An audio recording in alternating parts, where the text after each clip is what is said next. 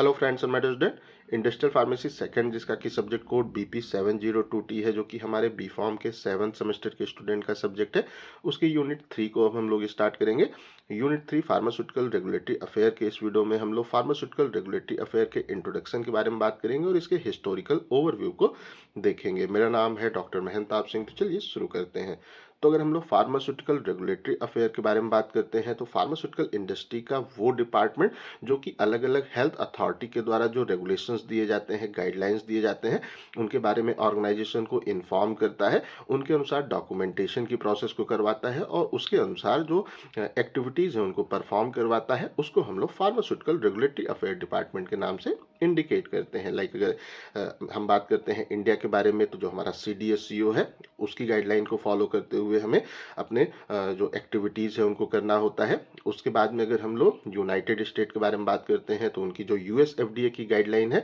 हमें उसको उस प्लेस पे फॉलो करना होता है। अगर हमें जो यूनाइटेड स्टेट है वहाँ पे अपने ड्रग सब्सटेंस को बनाना है, डिस्ट्रीब्यूशन करना है, मार्केटिंग करना है, सेल करना है, तो हमें उनकी जो गाइडलाइन है उनको फॉलो करके अपने प्रोडक्ट को प्रिपेयर करना होगा। अगर हम ऑस्ट्रेलिया के बारे में बात करते हैं तो वहाँ पे जो TGA है वो अथॉरिटी है, उसकी गाइडलाइन को हमें फॉलो करना होता है। अगर हम लोग यूनाइटेड किंगडम के बारे में बात करते हैं तो वहाँ पे जो MHRA है उसकी जो गाइडलाइन है उसको हमें फॉलो करना होता है और उनकी गाइडलाइन के बारे में ऑर्गेनाइजेशन को इन्फॉर्म करना, उनकी क्या गाइडलाइन है उनको प्रॉपरली स्टडी करना और उसके अनुसार ऑर्गेनाइजेशन में एक्टिविटी हो उसको इंश्योर करने वाला जो हमारा डिपार्टमेंट होता है उसको हम लोग फार्मास्यूटिकल रेगुलेटरी अफेयर डिपार्टमेंट के नाम से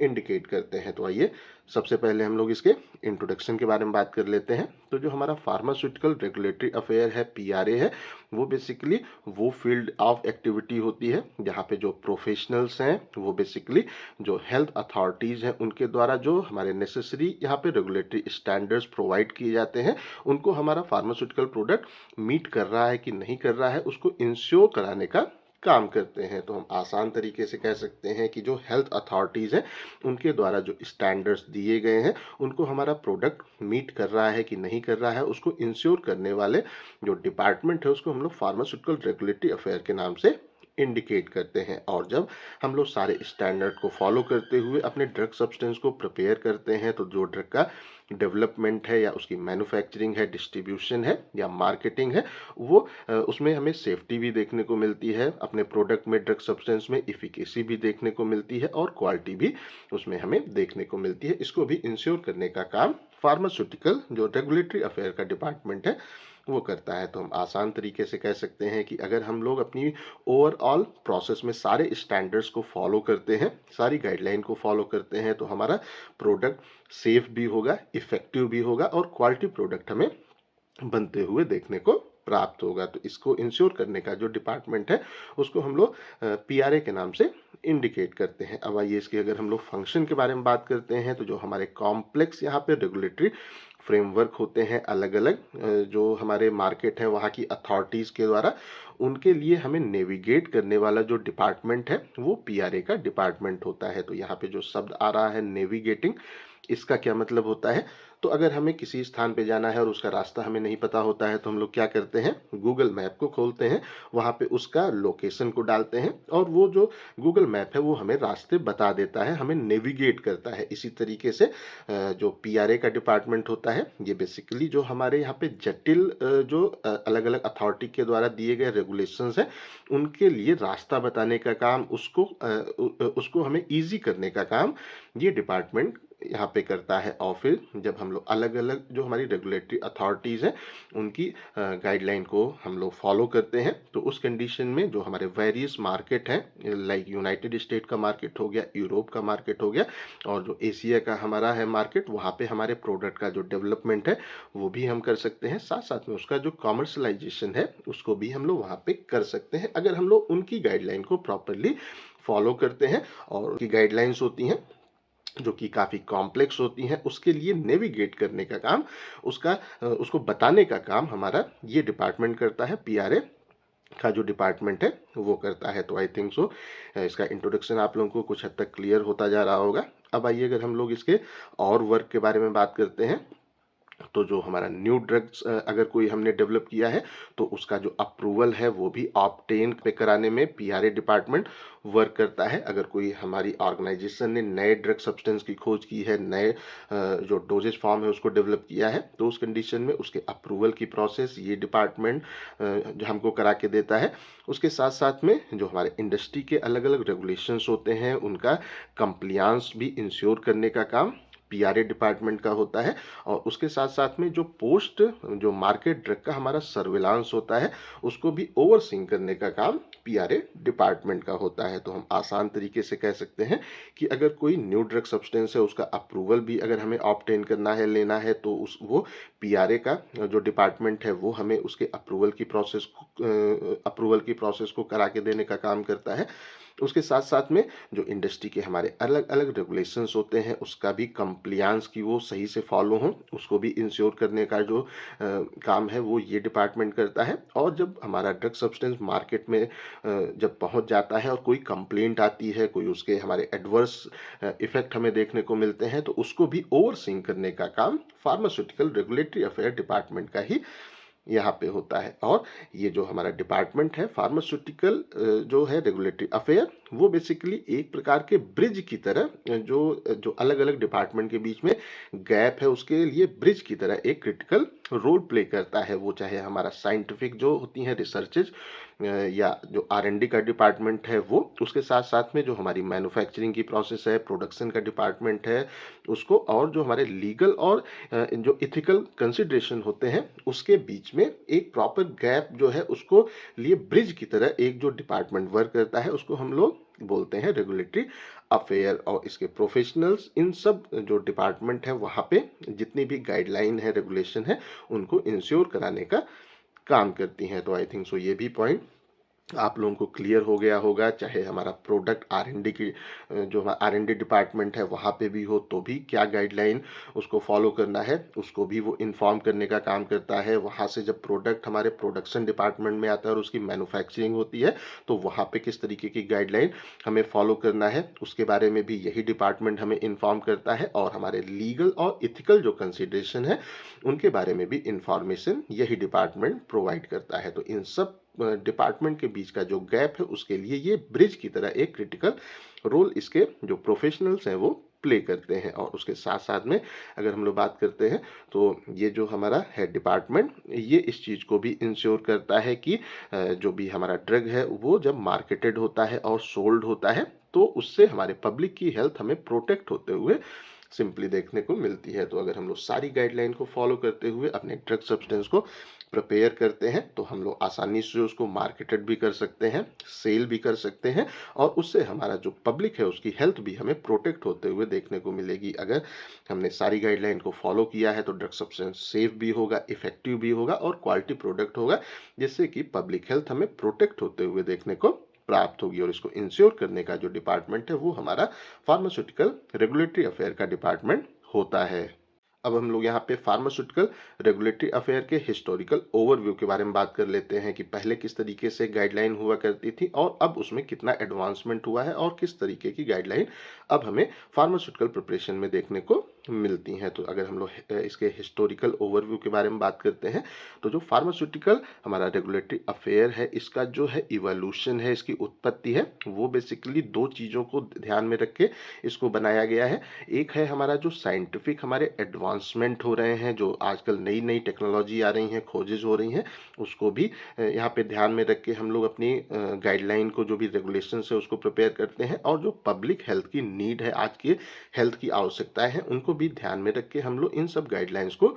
प्रिपेयर करते हैं। तो आइए इसकी अगर हिस्ट्री को देखें तो सबसे पहले हम लोग जो हमारा अर्ली डेज में रेगुलेशन थे उनको अगर देखें, 20वीं शताब्दी के पहले के बारे में अगर हम लोग बात करते हैं तो उस समय अगर 20वीं शताब्दी के पहले देखें तो उस समय ड्रग का जो रेगुलेशन है उसके लिए जो गाइडलाइंस थी वो काफ़ी मिनिमल हुआ करती थी, काफ़ी कम जो हमारे रेगुलेशंस थे ड्रग सब्सटेंस पे वो थे। और उस समय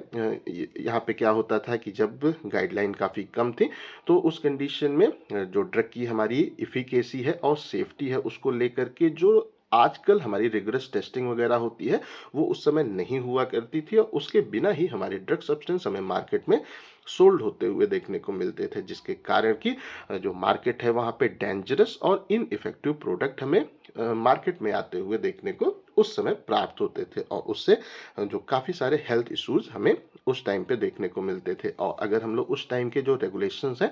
उनके बारे में बात करते हैं तो वो कुछ इंडिविजुअल जो कंट्रीज हैं वहाँ तक ही हमें लिमिटेड देखने को मिलते थे, या लोकल जो हमारे होते थे जुरिस्डिक्शन उन तक ही वो लिमिटेड रहते थे। कुछ कंट्रियों ने अपने हिसाब से कुछ गाइडलाइन वगैरह को प्रिपेयर कर रखा था और अपने यहाँ वो उनको थोड़ा बहुत फॉलो कराते थे, बस वो उसी स्तर तक वहाँ पे सीमित थे, कोई खास विस्तार नहीं था जो हमारे फार्मास्यूटिकल रेगुलेशन है उनका। उसके बाद में अगर इसके स्टार्टिंग के बारे में बात करते हैं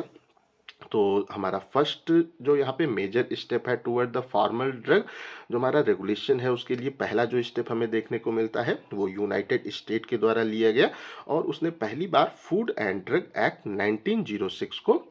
पास किया। और इसमें भी कोई खास इसके बारे में जो हमारी रेगुलेशंस हैं वो सब इंक्लूड नहीं की गई। इसमें केवल उस रिक्वायरमेंट को इंक्लूड किया गया कि हमें प्रॉपरली किस तरीके से ड्रग सब्सटेंस को लेबल्ड करना है,